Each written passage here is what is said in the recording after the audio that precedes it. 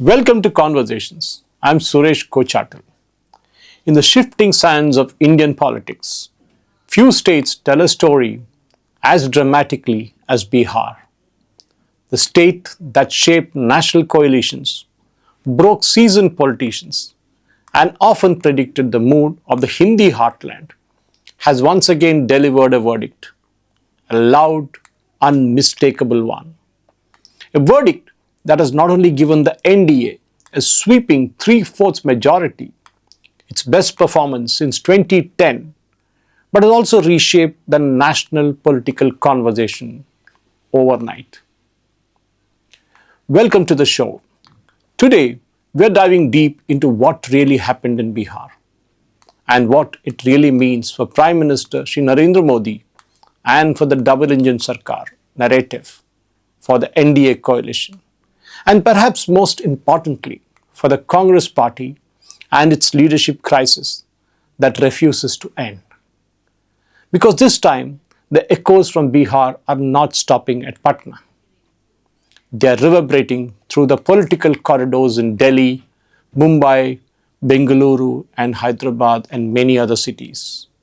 And yes, it is also reverberating in 24 Akbar Road as well. To understand this moment, you have to go back to the beginning of the campaign. The NDA walked into this election like a family that had made peace with its internal quarrels. Unified messaging, shared platforms, blurred boundaries between big allies and small ones. The so-called symbols divide didn't matter anymore. What mattered was a collective pitch, double engine, development, delivery.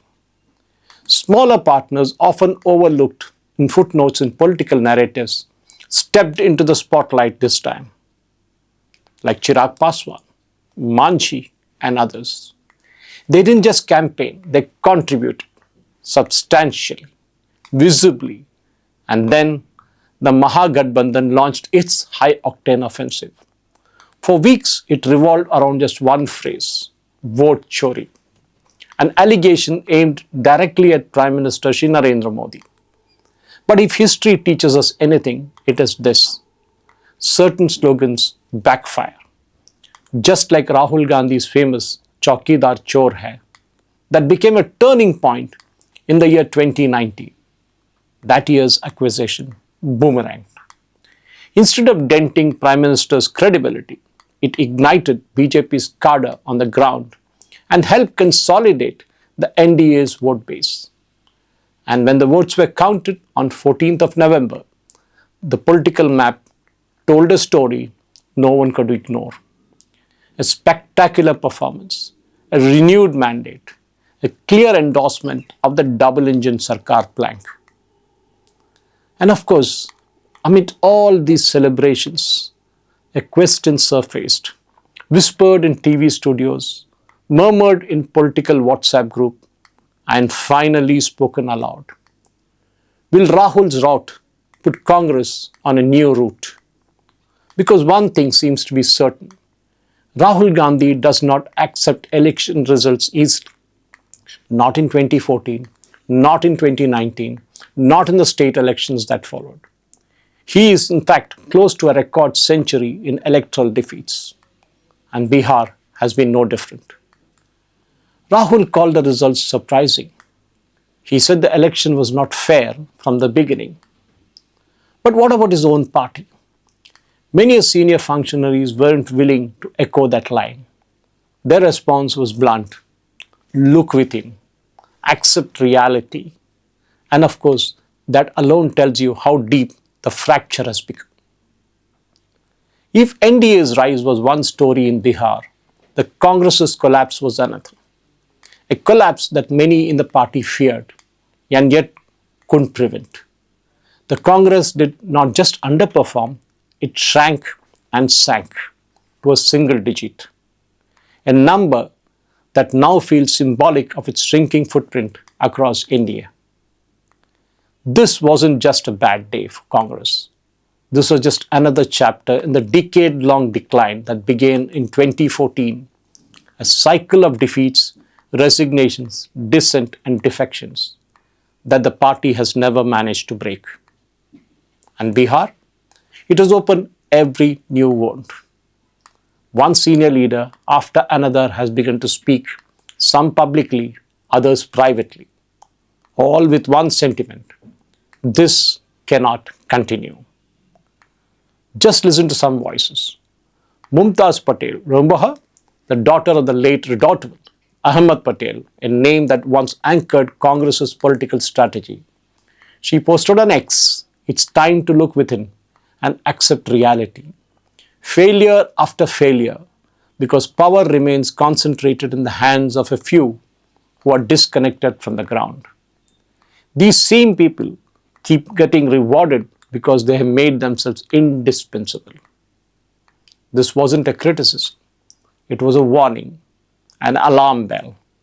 And then, of course, we have MP Shashi Tharoor, never one to hold back the moment and it demands a honest statement. And he said, our leaders must do serious analysis of where things went wrong, how the organization functions. And then there was Digvijay Singh, the veteran, the party veteran, who emphasized what political success truly requires. Elections are about intensive public contact at the booth level. And everyone knows that Congress does not have that. That's for sure. In fact, a sharp contrast to the high command-centric approach that has hollowed Congress's grassroots machinery. Even D.K. Shivkumar, Karnataka's powerful state and deputy chief minister, called for a completely new strategy. On the other hand, P. Chidambaram blamed the voters of Bihar for the disaster. That was sort of expected. This was not a routine post-election chatter. This was a collective cry for introspection. And perhaps the tragedy lies here. Just months ago, after the 2024 Lok Sabha election, the Congress seemed to have regained some of its dignity. It hadn't won, but it had fought.